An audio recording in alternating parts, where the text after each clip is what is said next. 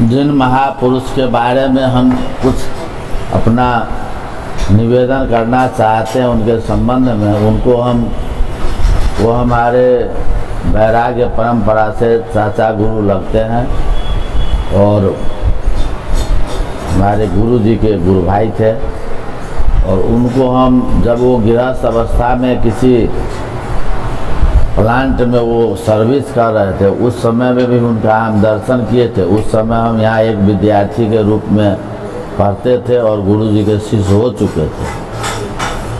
इसके बाद कुछ दिनों के बाद जब उनकी वैराग्य उत्पन्न हुई और उन्होंने जब भ्रमण करना शुरू किया, अब मुझे ये भी कहने में कोई आपत्ति नहीं है कि भ्रमण नहीं, वो एक अनुसंधान शुरू किए।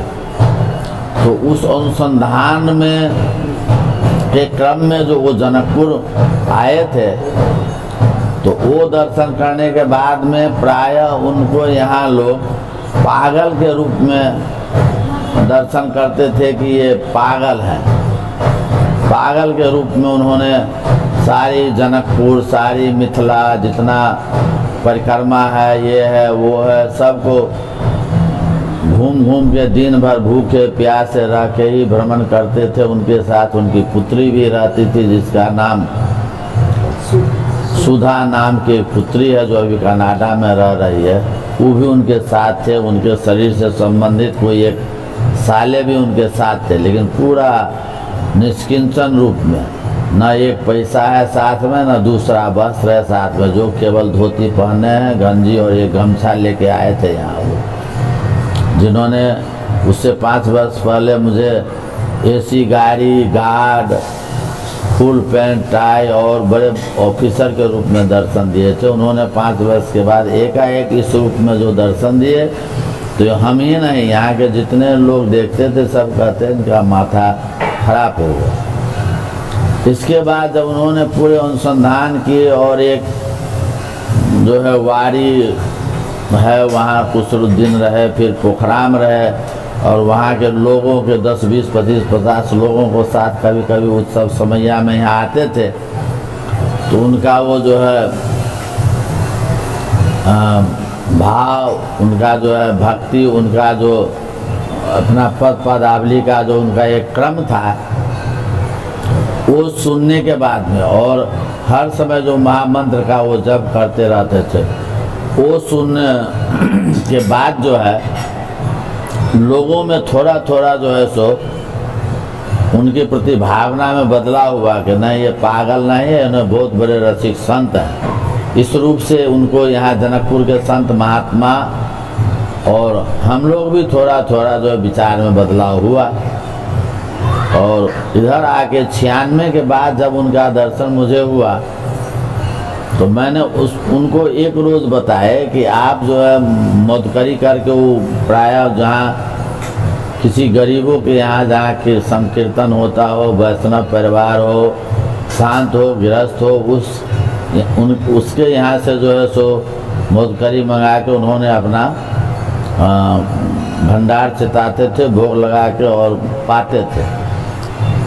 तो हमने उन्होंने कई बार कहे कि आप जो ये भिक्षाटन करके जो पाते हैं, आपके गुरुद्वारा में किसी प्रकार का कमी नहीं है, तब ऐसे कहा करते हैं, यहाँ पाइए। तो कुछ दिनों के बाद उनकी मेरी ऊपर कृपा हुई और उनको हमने अद्भुत रूप में स्वप्न में दर्शन हुआ 4 बजे। फिर हम गए और जाने के बाद उनकी रहन सहन जो हम देखे तो मुझे बड़ा आश्चर्य हुआ। और मेरे मन में जो कुछ कल्पना होता था किसी भी वस्तु का या किसी भी भाव का, तो थोड़ी देर के बाद उन्हें प्रकट कर देते थे। तो मेरे साथ जो गया हुआ था ड्राइवर और मेरा शिष्य और एक साथी थे, उनसे हम बोलते थे कि आप लोग ये बात क्यों उनसे कह देते हैं, तो वो लोग कहते थे हम नहीं कहे हो। तब हमको मन में और जिज्ञासा शुरू हो गया उनके प्रति। इसके बाद जो है सो 15-20 रोज़ हमने उनके साथ रहे और गांव-गांव में जो अखंड कीर्तन करवाते थे घूम के, वो सब जगह हमको रात्रि में भ्रमण कराते थे और हर जगह दर्शन करके मैंने बहुत सारी अपने जीवन को धन्य मान के और उनके प्रति समर्पित हो गए। और इसको फिर 1 साल के बाद हमने जब उनकी पूर्व आश्रम से वो दूसरे आश्रम में पधारे। वो आश्रम जो बहुत बड़ा पानी के कारण जब टूट फूट गया तो दूसरे आश्रम बना और वहाँ पधारे, जिसे दुल्हा कुंज के नाम में अभी समझा जाता है। पहले का आश्रम जो था वो बल्हा कुंज है, दूसरा आश्रम दुल्हा कुंज। वहाँ उनकी कृपा से दो दोखर कुंज है, एक नव कुंज है, फिर एक दूसरा कुंज भी बना है। उन्होंने दुल्हा कुंज में थे तब हम वहाँ गए और जाने के बाद 20 रोज़ तक उन्होंने, अब मेरे ऊपर क्या कृपा के वो कहने लायक नहीं है, उन्होंने विभिन्न रूप में मुझे नित्य श्रृंगार करा के पर पदावली और उनका सत्संग होते रहा 20 रोज़। और वो दृश्य देखने के बाद मुझे जो है सो पूरे समर्पित ही होना पड़ा उनके प्रति। और वहाँ की जो हम अभी इस कलिकाल में मुझे छोटा वृंदावन कहने में कोई हिचक भी नहीं है कि वहाँ 50 गांव के अंदर में जो है सो 24 घंटा हजारों घर में जो है सो अष्टजाम और सैकड़ों घर में जो है सो मासिक कीर्तन चलता ही रहता है। वहाँ के लोगों के घर में शादी हो तो भी अष्टजाम करके, किसी भी प्रकार की घर की न्योत लेना है, घर डेरा करना है, जनेऊ करना है, कोई भी काम करेगा तो पहले अष्टजाम कीर्तन करके फिर ही कुछ काम करते हैं। नाम के प्रति इतना समर्पित है।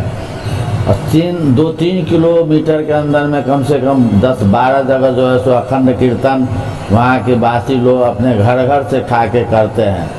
इसलिए मुझे वहाँ जाते हैं उस क्षेत्र में तो मुझे मालूम पड़ता है कि वृंदावन हम आ गए हैं, नाम के श्रवण के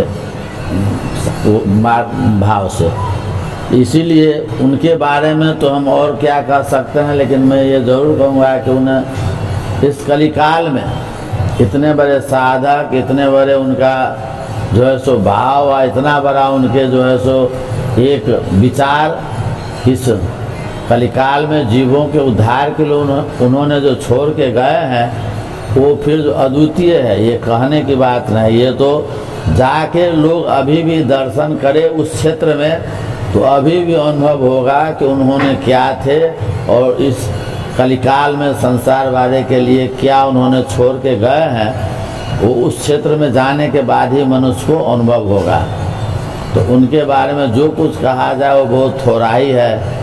और उनको तो प्रायः ये 4 धाम के हर जगह के संत महात्मा, वृंदावन हो या चित्रकूट हो या काशी हो या जहाँ कहीं वो जाते थे, प्रयाग हो, तो उनको हर महात्मा से ही सत्संग और सब संत महात्मा उनके प्रति निछावर हो जाते थे उनके दर्शन के बाद। तो मैं उनके प्रति क्या कहूँ, मैं तो ये कहूँगा कि उन्होंने जो उपदेश छोड़ के गए हुए हैं महामंत्र का, हर जीव जो है से जप करके अपना जीवन को धन्य बना के और ये संसार सागर से मुक्त होने का उपाय करे, सबसे बड़ा यही बात है। जय श्री सीताराम नाम महाराज की जय।